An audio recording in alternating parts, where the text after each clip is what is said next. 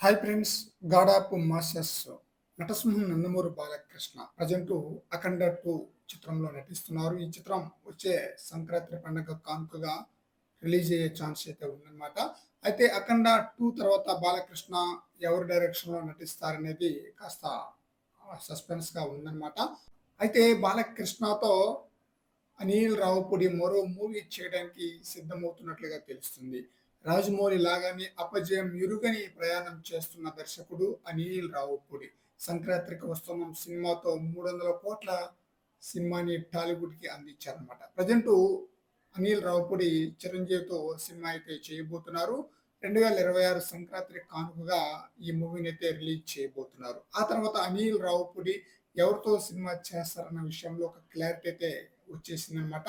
'చిరుతో' cinema ముగిసిన వెంటనే బాలకృష్ణతో movie చేసే అవకాశం ఉన్నట్లుగా తెలుస్తుంది. బాలకృష్ణ, అనిల్ రావిపూడి కాంబినేషన్‌లో వచ్చిన 'భగవంత్ కేసరి' మూవీ మంచి హిట్ అయిందనమాట. ఇప్పుడు మరోసారి ఈ కాంబోలో సినిమా వస్తే ఆ సినిమాపై కూడా అంచనాలు తారాస్థాయిలో ఉంటుంది. 'భగవంత్ కేసరి' మూవీలో బాలయ్య యొక్క క్యారెక్టర్ చాలా సెటిల్డ్‌గా ఉంటుంది.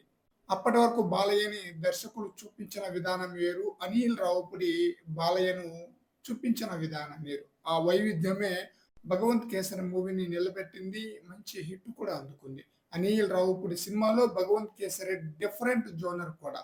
ఈసారి కూడా బాలయ్య కోసం అలాంటి కథే డిజైన్ చేసే అవకాశం ఉన్నట్లుగా తెలుస్తుంది. ప్రెజెంటు అనిల్ రావిపూడి వచ్చేసి చిరంజీవి యొక్క స్క్రిప్ట్‌లో బిజీగా ఉన్నారు.